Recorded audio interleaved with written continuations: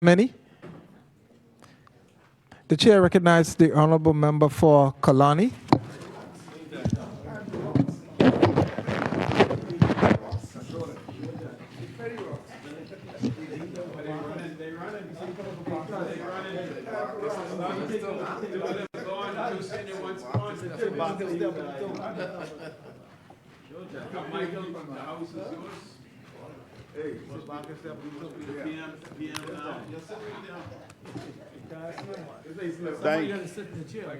Thank you very much, Mr. Deputy. Mr. Deputy, I have a prepared text, and I listened to the members of the governing side bashing me about homes, about how the poor, no concern, and therefore, at midway through my debate, I will deviate and move away from my speech. So I'm asking you to please give me a warning at the 40-minute mark so that I would know when to shift gears. But Mr. Deputy, whatever I say today, I have all my backup documents, and I would be more than happy to table these articles. And at the end of my speech, just before closing, I want to address my constituency, the great people of Kalani, of the matters that we have done and that we will continue to do. But Mr. Deputy, I rise on behalf of the Kalani constituency to participate in this budget debate here today. I listened and watched carefully as the New Day leader presented the budget communication. His members gave some of the largest applause on his announcements of certain VAT cuts.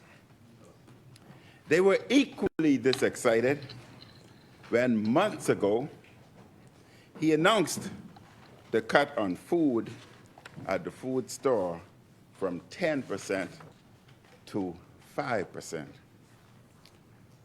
What the New Day administration should know is that Bahamians are smart people. They know that under the last F&M administration, breadbasket food items and medicines were totally VAT-free.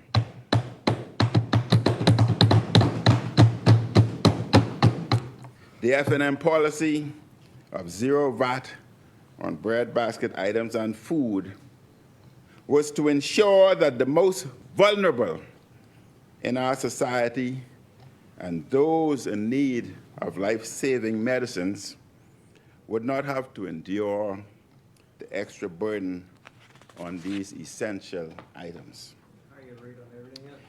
It was the PLP administration that put 10% VAT on these items. When they made the overall adjustments on VAT to 10%. We in the opposition, I will deal with you. We in the opposition,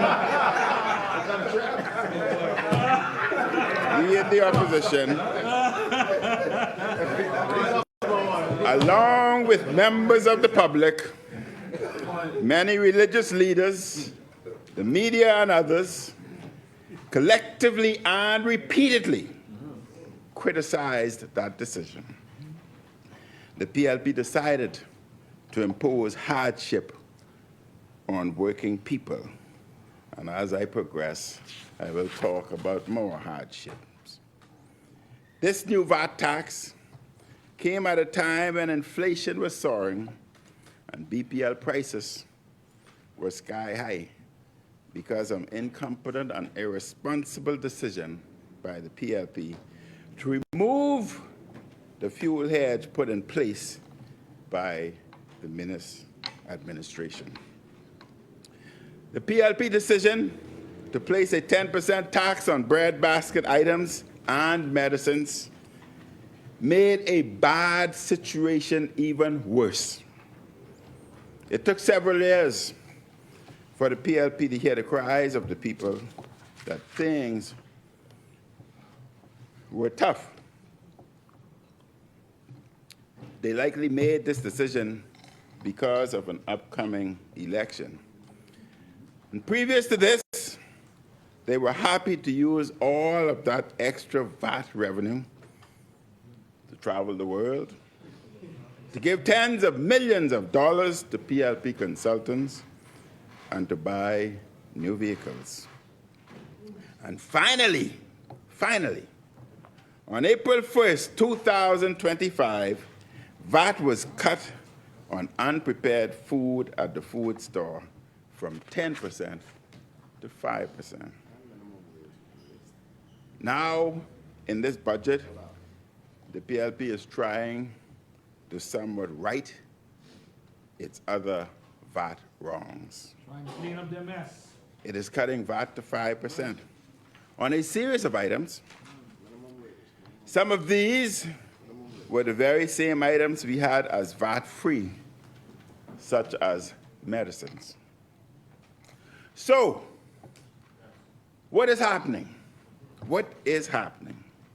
The PLP is cheering itself on for imposing the breadbasket tax of 10% on items that were VAT-free, then cutting the tax to 5%. They're reversing their own tax hike and now trying to pretend that they're giving the Bahamian people relief.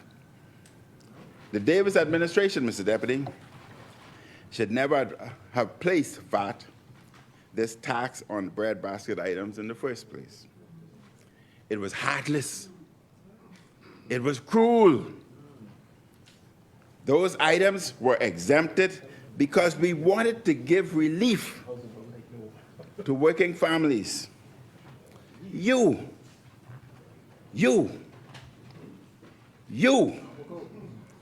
decided to tax them. And you.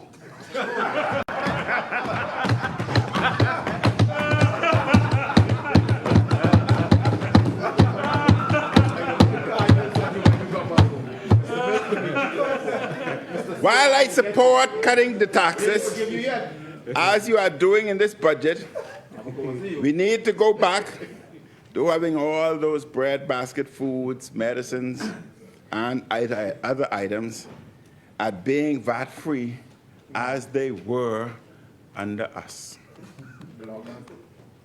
Bahamians will give you no credit for these VAT cuts because they know you raised breadbasket taxes before you started cutting them. Instead of giving Bahamians some relief on these items, the government should give full relief. And moreover, Mr. Deputy, the VAT decreases do not come into effect until September. So Bahamians will still be paying those higher bills for some months now. Mr. Deputy, the Prime Minister looked sure of himself as he gave the budget communication. The economy reportedly grew by 3.4% last year, though some have questioned how this figure. Member, the chair recognizes the honourable member for South and Central Andres. Stop that clock. Yes. I usually don't like to stop the member from Kalani as he represents the constituency I live in, but when he's quoting what the Prime Minister said, when he said it's going to be September 2025, he needs to say the reason. It's because we're giving businesses enough time to fix their computer system in order to deal with the decrease. So thank you. Just a point of clarification. Thank you, member. I didn't need that clarification. Like I said, Bahamians are smart. Still, Mr. Deputy, to call this growth rate historic may be misleading. The Bahamas experienced similar or higher growth after COVID ended. We also experienced high growth in the 1990s, when the F&M rescued our economy and transformed tourism.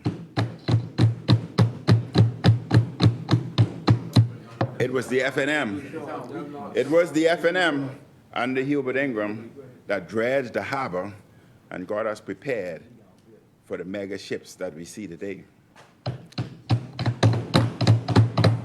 It was the F&M that built the cruise port to accommodate those ships that we see today. Yes. They call it the voice dilemma, they call it. It was the F&M.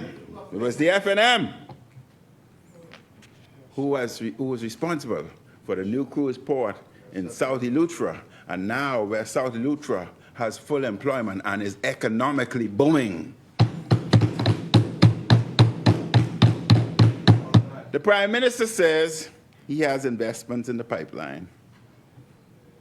A previous PLP minister used to make the same bold investment predictions by claiming he had billions of dollars of investments in the pipeline. I remind the House and the country that heads of agreement and promises of agreements are not the same as investments on the ground. As others have said, there is many a slip between cup and lip. The Prime Minister thinks fortune is on his side. I remind him, however, that the PLP was here before and lost the general election. In 2007, the PLP had a growing economy. But when they faced the people, Bahamians sent them home. Scandals were a major problem then, involving certain people still working in government. And I will be requesting answers very soon about the purchase of those ambulances for Princess Margaret Hospital. And there are, at that time, a prime minister who did not want to deal with those scandals. Government descended into farce. This time, there are also issues that the electorate is unhappy with that harm the New Day administration. The PLP should take note. We have an ever-traveling prime minister who has spent millions seeing the world, sparing no expense on luxury jets and fancy hotels. Records amount have been spent on PLPs. More than $250 million have been spent on consultants. Many millions more have been given to PLPs as other jobs and contracts. Mr. Deputy, Bahamians are concerned with the immigration problem by air and sea. There are too many undocumented people within our borders. And the government must inform us as to what plans do they have in place, especially after the United States has announced ban on 12 countries, of which Haiti is one. Many are leaving Haiti to escape violence and unrest. Then there's the poor delivery of public services, be it at the hospitals and clinics, with BPL and water and sewage, the lack of firefighting equipment, and the poor state of our roads. Bahamians see many reasons why they should not elect the PLP again. They see a PLP that governs for PLPs first. If you are one of them, you live good time. If you are not, then you face the harsh realities. Bahamians, Mr. Deputy, are still frustrated. For example, at higher prices. Many are still finding it difficult to pay their bills. We learned from the interview the member for Southern Shores did with the Tribune, articles are here, that there is an inner circle in the PLP who get all the goodies. South Andres, you want to get up again?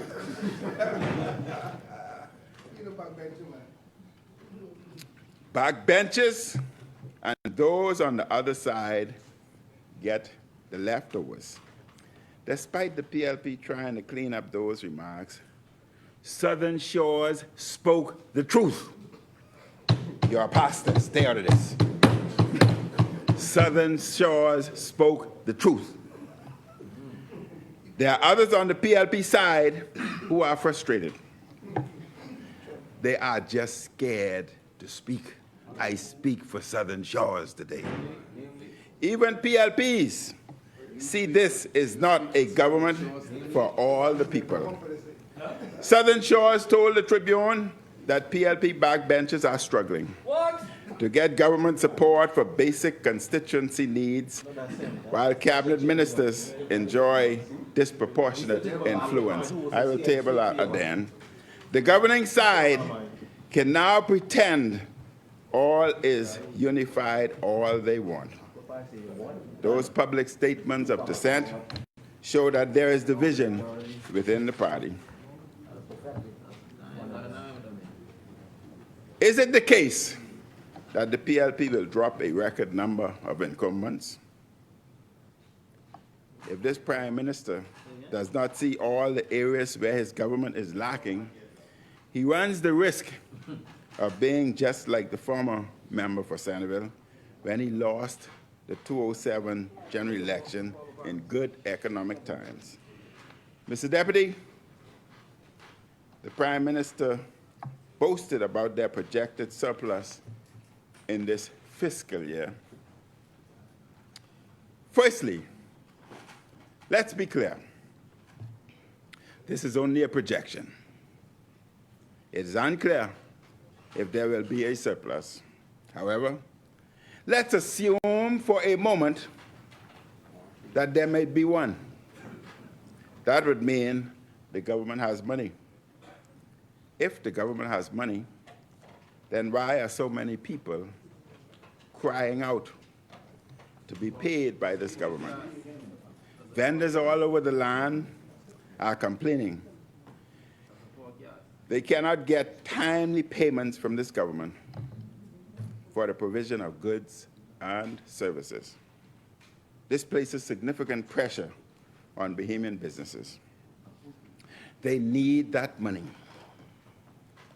to pay their staff, to pay highlight bills, to pay for supplies, and to pay many, many other bills, including taking care of their families. If there is a surplus and so much money, then why are some of the unions demanding that their members are owed? If there is so much money and a surplus, then why did the administration let the fire services run down to the point where there were so many fire trucks broken down, compromising their ability to fight fires? And why are there so many Defense Force marine vehicles in need of repair? The failure to maintain land and marine vehicle for the fire services and the Defense Force is a threat to our national security. It is also a threat to how prepared we are for various emergencies, including hurricanes.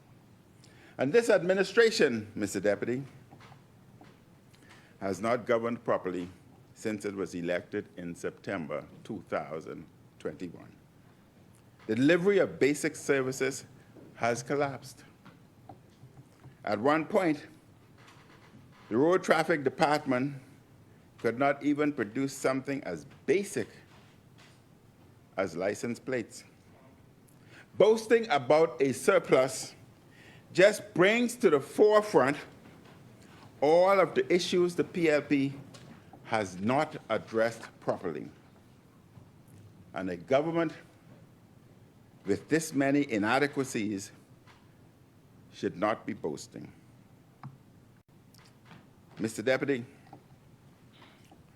an editorial in a local paper also had something to say about this supposed surplus. I quote, "The Prime Minister stood in Parliament and proclaimed that for the first time since independence, we are running a surplus. As of the last reported data, the government still ran a deficit of nearly $200 million over the first 9 months of the current fiscal year. It now suggests, thanks to strong April numbers and anticipated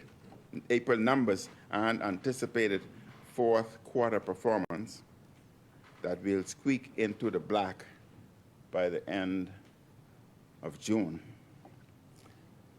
Forgive us if we don't pop the champagne." It went on, "Schools lack basic supplies, clinics have outdated equipment, potholes outnumber manhole covers, and you're still lucky to get an uninterrupted power supply in the capital, let alone on the Family Island."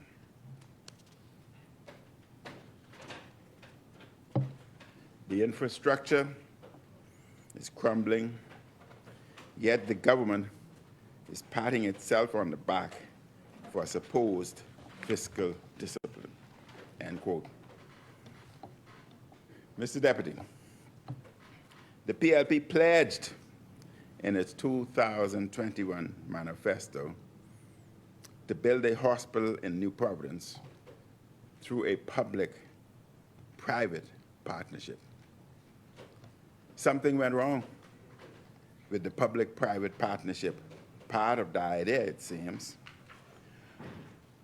What we have before us now is that the government is set to borrow nearly $300 million from China for the hospital. What is unfortunate about this is the governing party canceled our plans for the ongoing redevelopment of Princess Margaret Hospital. That new multi-story wing at Princess Margaret Hospital would have been opened right now. It would have been built with mostly Bahamian labor.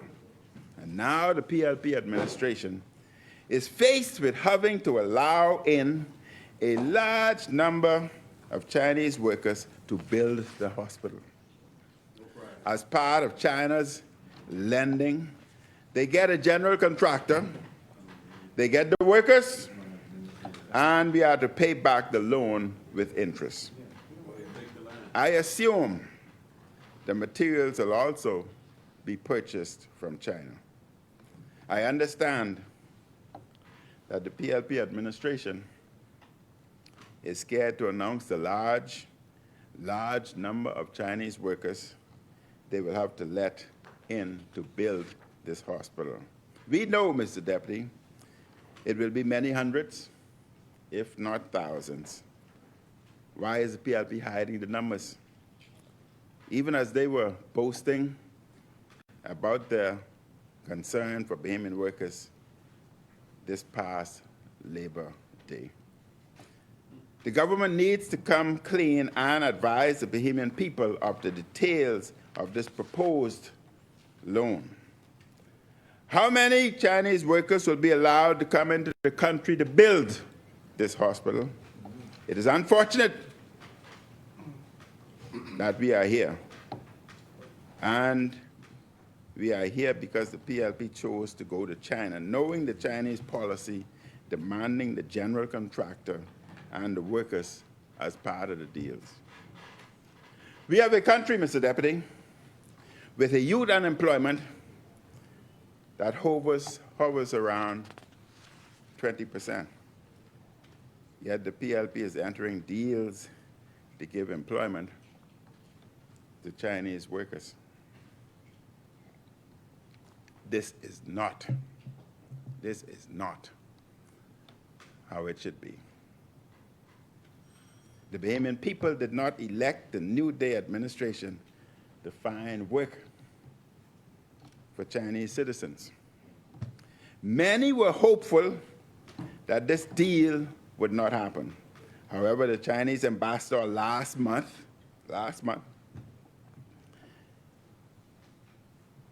said that the Bahamas has submitted everything required, and the holdup is now on their side to process the deal. Bahamians will come to be angered by this project every time they drive by the construction site and see the hundreds of workers. They will know that their government chose a deal that give the jobs to Chinese workers over Bahamians. This will be, Mr. Deputy, a part of the legacy of our Prime Minister. When he chose his largest public work projects, he did not put Bahamian first. I want to repeat that. This will be part of the legacy of our Prime Minister. And when he chose his largest public works project, he did not put Bahamians first. Remember that slogan? Remember that slogan the PLP had at one time? They used to say, Bahamian first. It's your slogan, Bahamians first. Now they're saying, foreigners first.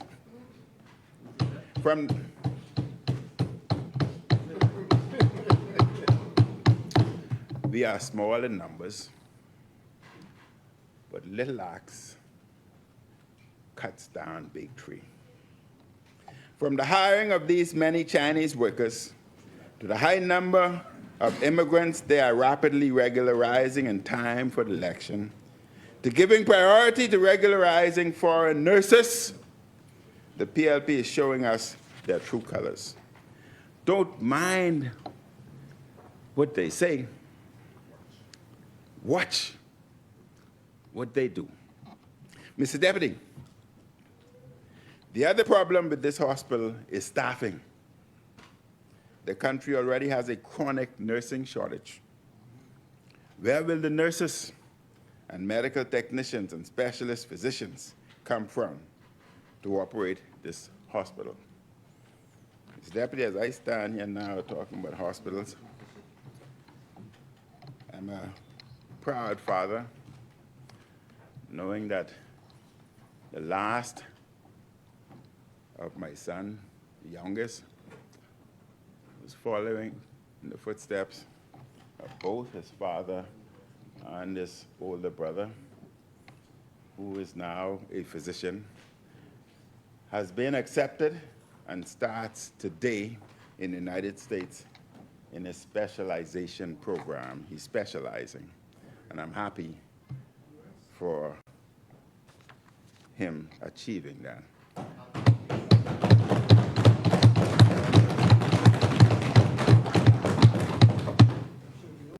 So, Mr. Deputy, the other problem with this hospital is staffing.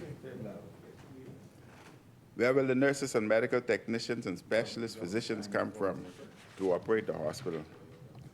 Remember the mini hospital in Abaco? Remember the mini hospital in Exuma? State of the art. Dental equipment, and I am not ashamed, was built while I was Minister of Health. The dental equipment and dental machines, from they were put in, some are still in the plastic, never has been used. Don't have staff. X-ray facilities put in. Never has been used. No staff. The problem is staffing. And you want to embark on another facility, another white elephant? We already have grave problems delivering quality health care at PMH and the RAN. And now the PLP will split those scarce resources between two hospitals, miles apart on New Providence and other hospitals and clinics throughout the country. Again, it was the consensus of all previous administrations to expand the campus at PMH with new wings. And the new day administration has broken that consensus with its Chinese-built hospital. Mr. Deputy, I was not surprised that the Prime Minister had little to say about the Grand Lucayan deal in his budget communication. He also had little to say about it in his opening of the budget debate. Let me begin by saying the country is hopeful for a deal, and I would be the first to congratulate the Prime Minister and government for such a deal. We all want it to happen because Grand Bahama needs it. The Bahamas needs it. A successful deal could create thousands of jobs over time. Any government that's in power, whether you, whether us, whether COI, I want you to succeed. Because if you succeed, the country succeeds. The people do better. So a successful deal will create thousands of jobs over time.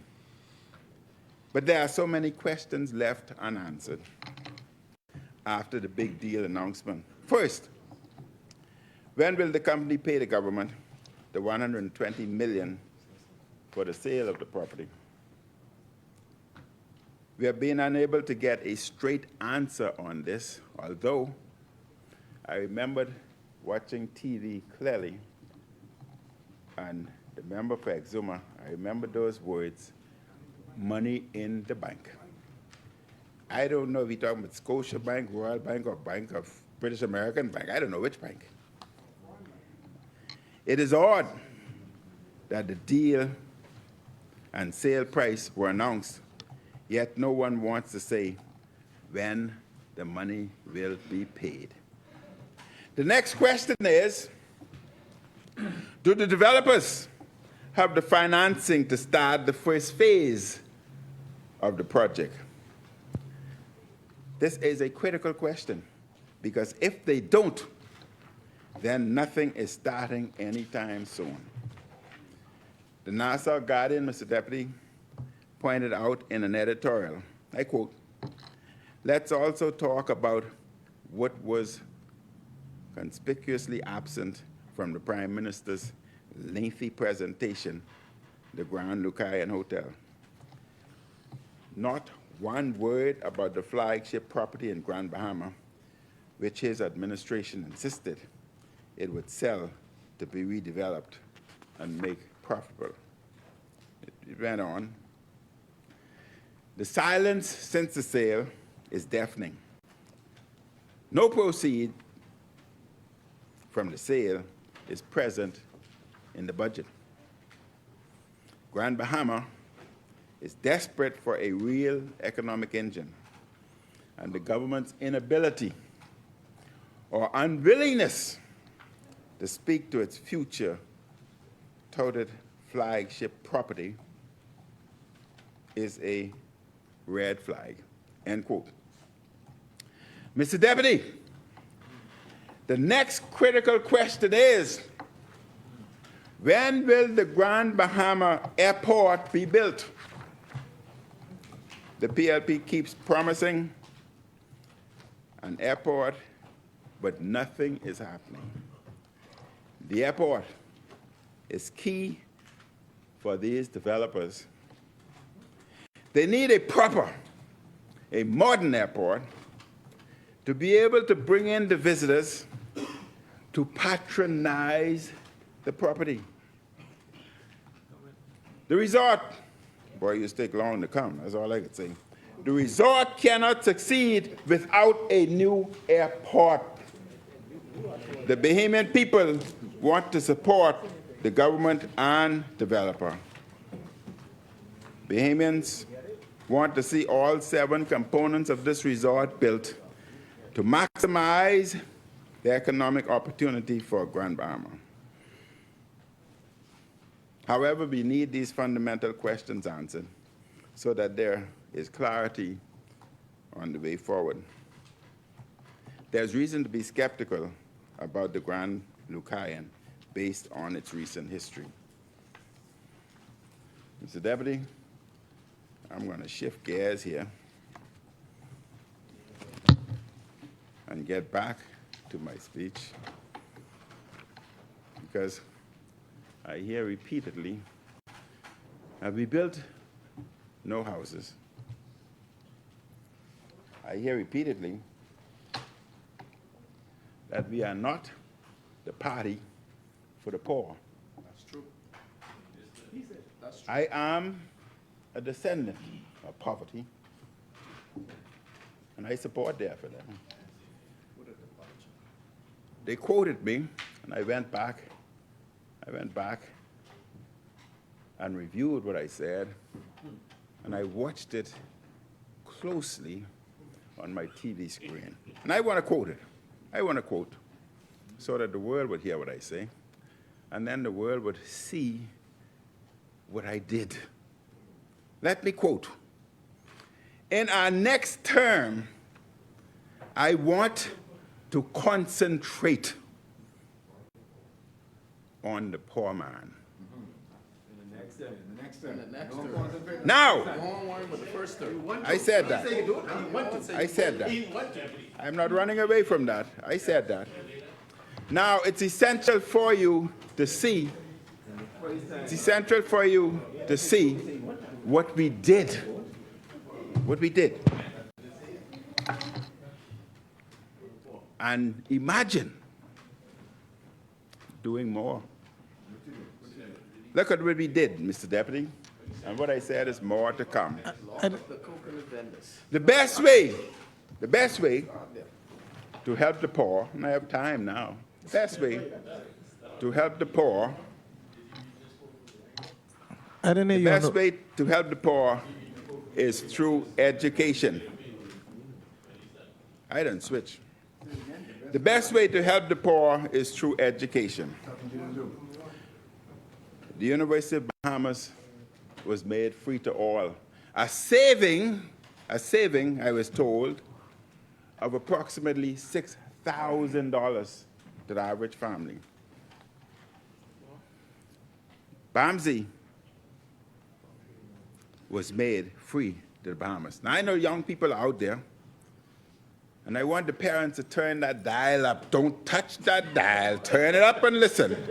We don't use dials. I want the young people to send the WhatsApp communication so that they would all hear and listen because I'm speaking to them. We don't use dials. I'm not speaking to you. I want the TikToks to TikTok now so that they too will hear what I'm saying. So that when I go to the gym, I can sit down, I can exercise with my earphones on, listen to the TikTok, and enjoy myself. BAMSI, listen Bahamas. For those who are not near radio or TV, send a message. Minnis speaking, get to the TV. BAMSI was made free to all. BTVI was made free to all Bahamians. And since that has happened, the enrollment rate to all has increased dramatically. In addition to that, the pass rate and certification rate, especially at BAMC and BTVI, has increased. Each student traveling from the Family Islands to New Providence for education, tertiary, BAMC, UB, are given $500 per month to assist them with their living accommodation. That's an additional, so 6,000 savings, and a month, add the 500, you're talking about over a year, at least an additional, how much thousand that, fellas? Y'all add it up. Preschool. Preschool. We expanded preschool free. And we were working towards universal preschool education. Mr. Deputy, that was important. We were told when coming to office that 60% of the students entering grade 1 were not prepared. It meant that this lack of preparation was carried to grade 2, grade 3, and so on, and hence we see the end product. It's also known that individuals with preschooling, they're the ones that become the leaders of the country, CEOs, managers, presidents, etc. Why should the poor not be included in that category? Why should only the wealthy, or those who can afford it, place their kids in an advantageous position over people like me from Baintown and others? Why? And therefore, it was essential to ensure that we provided free preschoolers to all. We worked with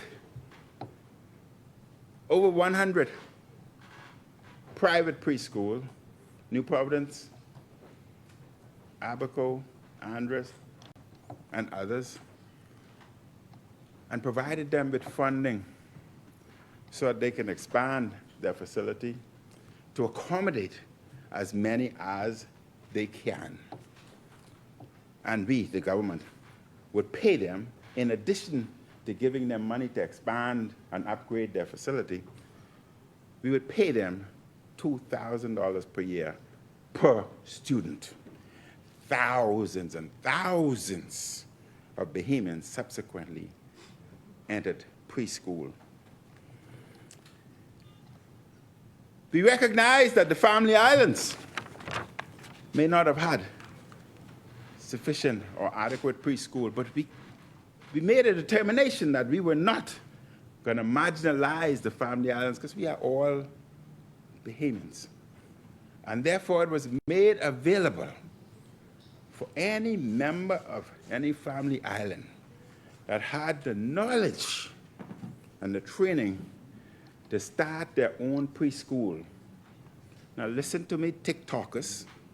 The government would have given them the land free of charge.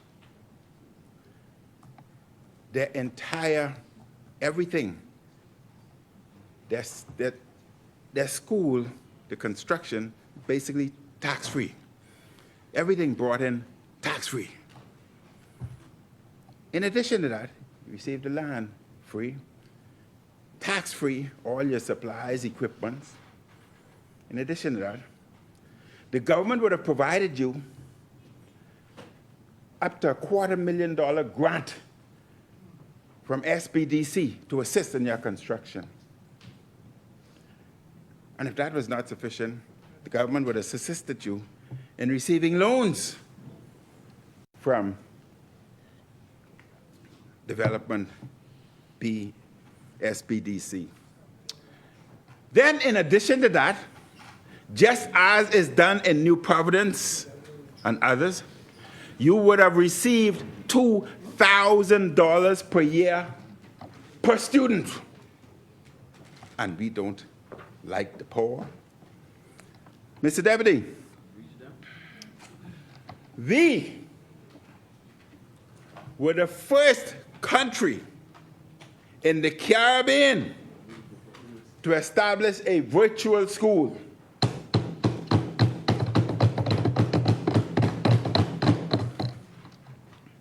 That was essential, Mr. Deputy. As my then Minister of Education, Lloyd, traveled through the Family Islands, it was discovered that the Family Islands could only write 5 BGCSE because there were not sufficient teachers for them to write beyond that.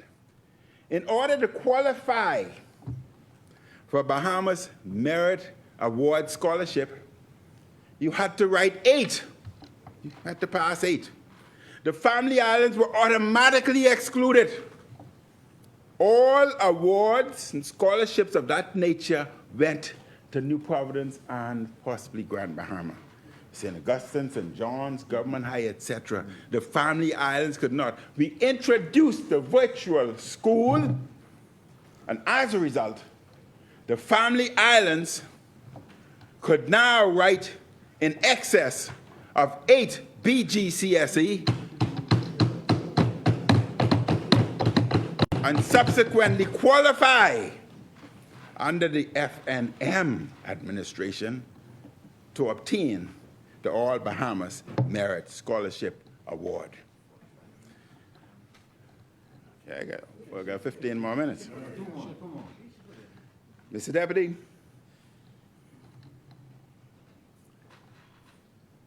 one day, the next day after opening our virtual school, we were hit with Hurricane Dorian.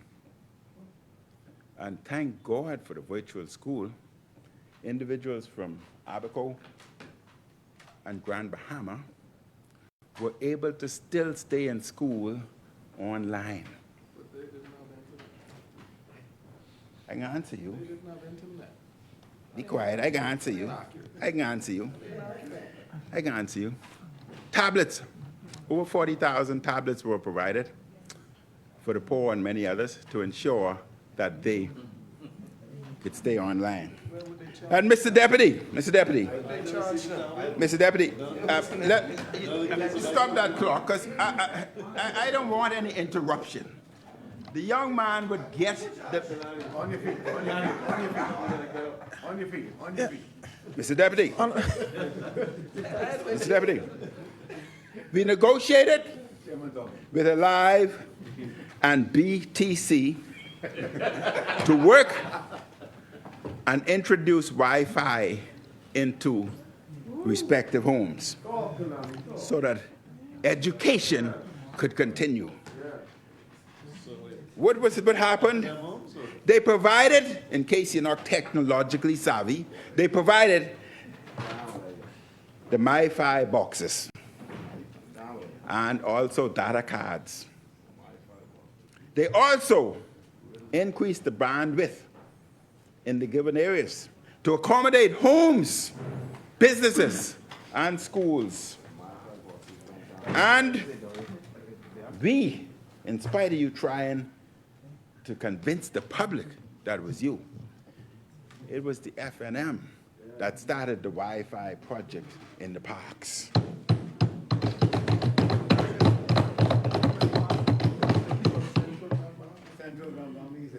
It was us. It was us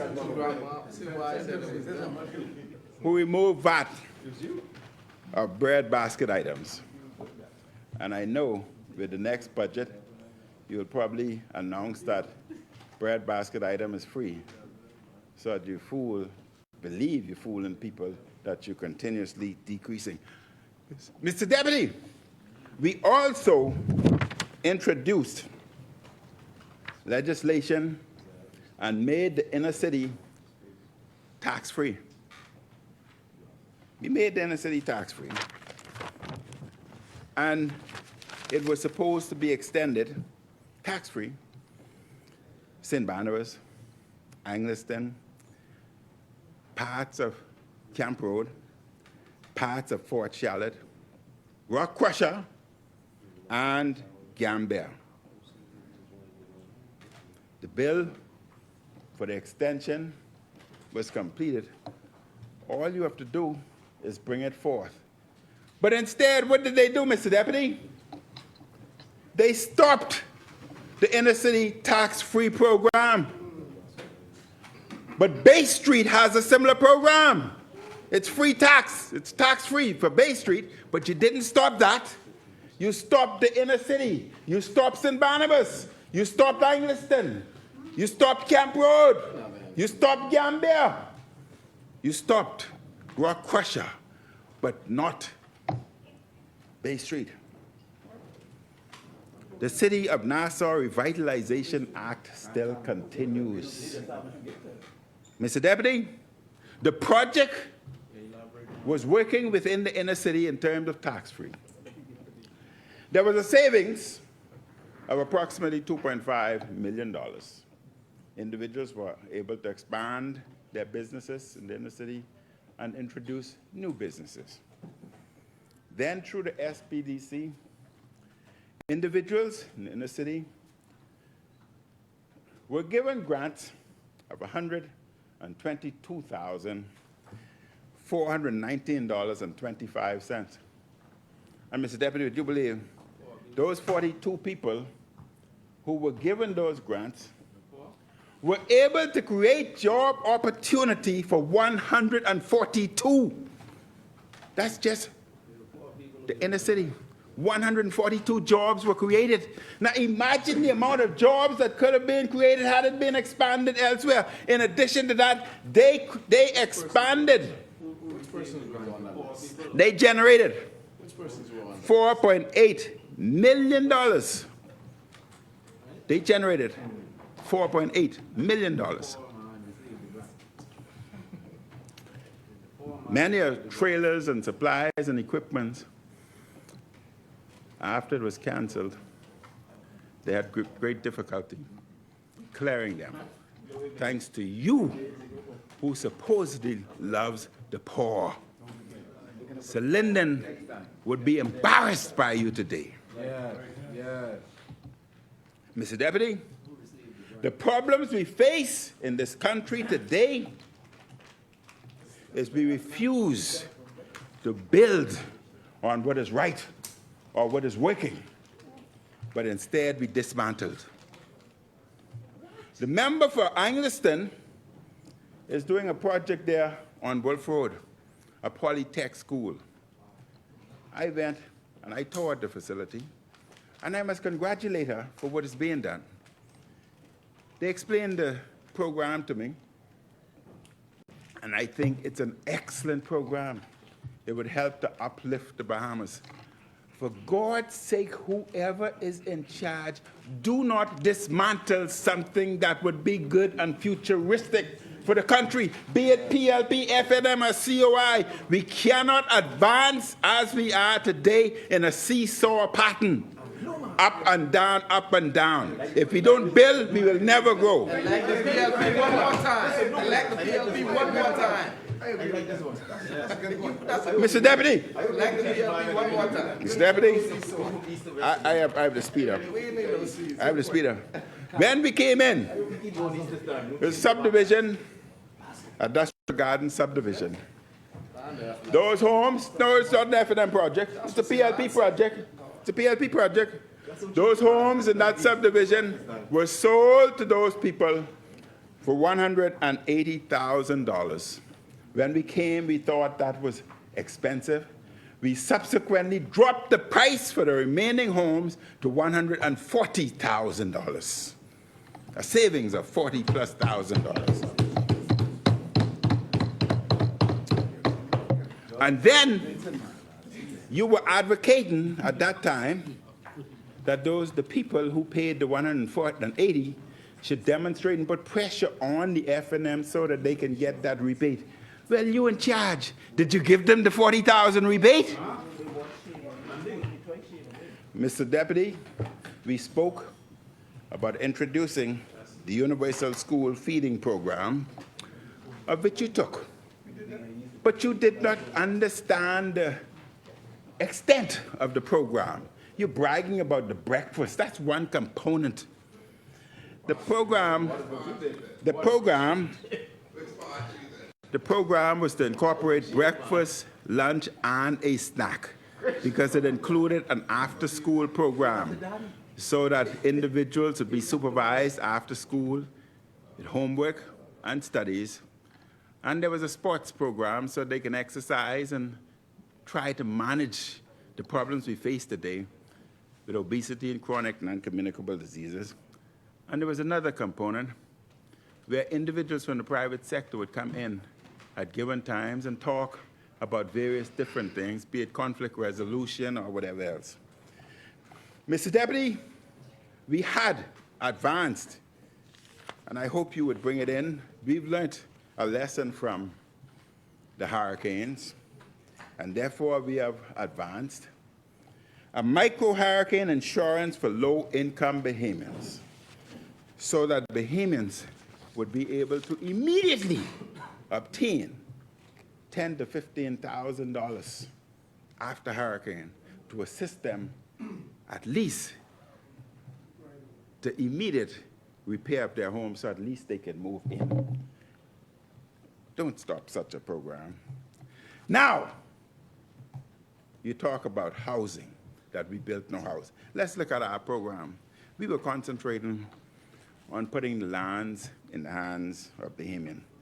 And the Prospect Ridge project, which you abandoned, the concept, what was being done, Mr. Deputy, what was being done, the government had identified 3 properties within the New Providence community, and those, two-phase, we passed the law that all government subdivisions are declared tax-free. The law is there, the Affordable Home Act 2018. Prospect was no exception. Individuals be able to bring in all their equipment, all their supplies, all their percolators, everything duty-free. We were selling the land, Prospect, 40,000 residential, 30,000 residential, 40,000 commercial. The properties were valued at that time $160,000, which meant that they had 120,000 equity. The banks in the financial sector had already agreed that because of the equity, they would not have to come up with any down payment. That is the biggest obstacle for home construction. No equity. 1,500 people had already applied for the 300 lots. It would have been, all they would have needed was a job to meet their financial commitment. But monies were there for the construction. And Mr. Deputy, that was part one. That was part one.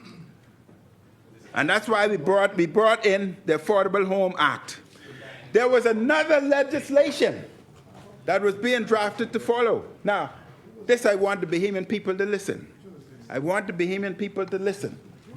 The next legislation, the first legislation, which is here, Affordable Home Act 2018, declaring all government subdivision tax-free, and you can make the necessary amendment so that you can expand it. The second phase was to bring forth legislation stating that every Bahamian, I have a copy of the act for you, so that every Bahamian would receive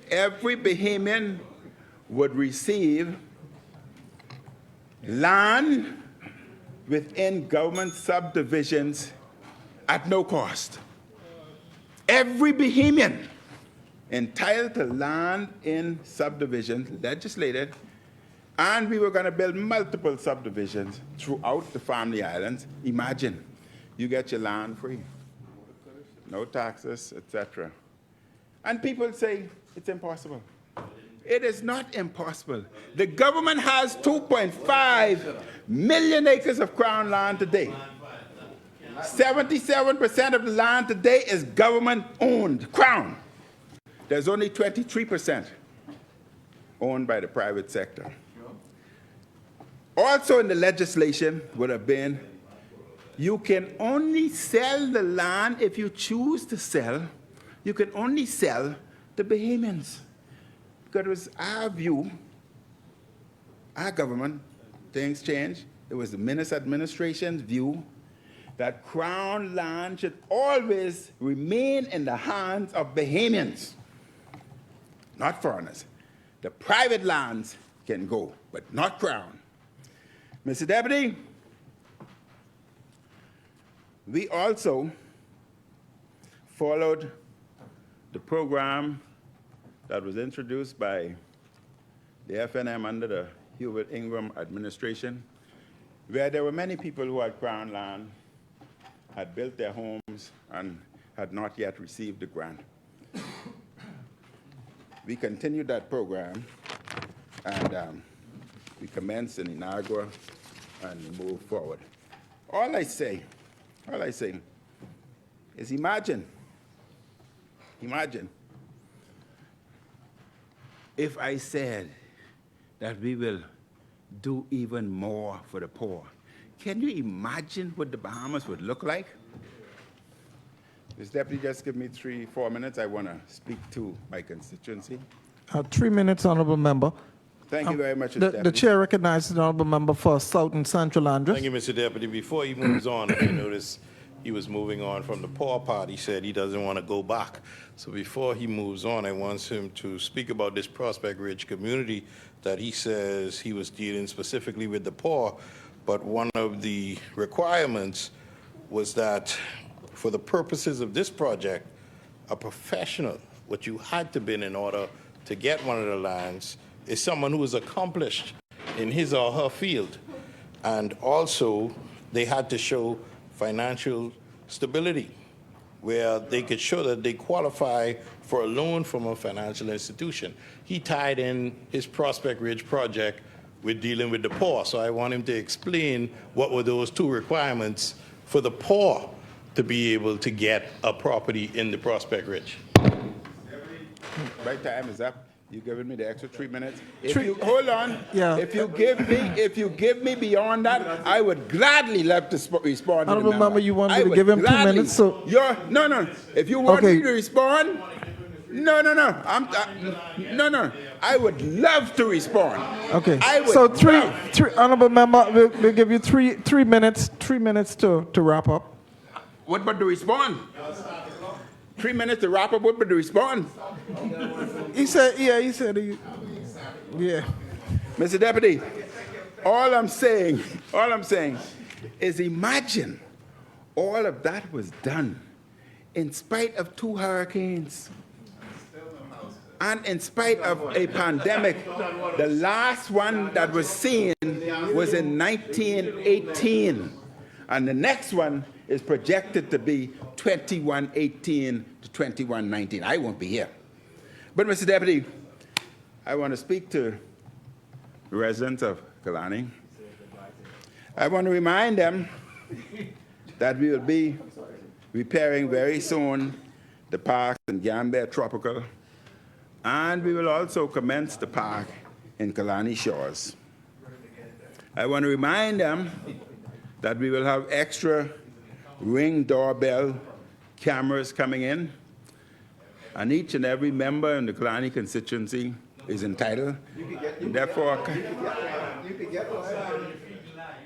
I want to remind them. I will remind them that we must complete the CCTV camera system for the Sea Beach area. And Kalani must remain strong. I want to remind them that I am running in Kalani, and I look forth to their vote, and I look forth to their continuous support. Amen. We must keep Kalani strong. Yes, sir. Kalani will remain strong. We will deal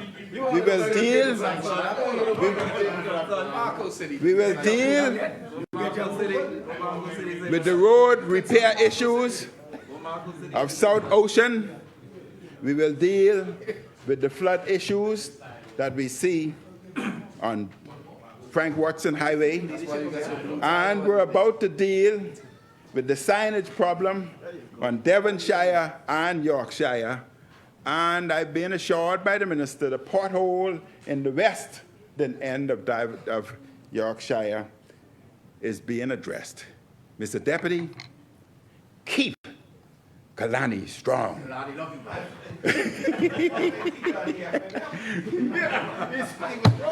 this moment.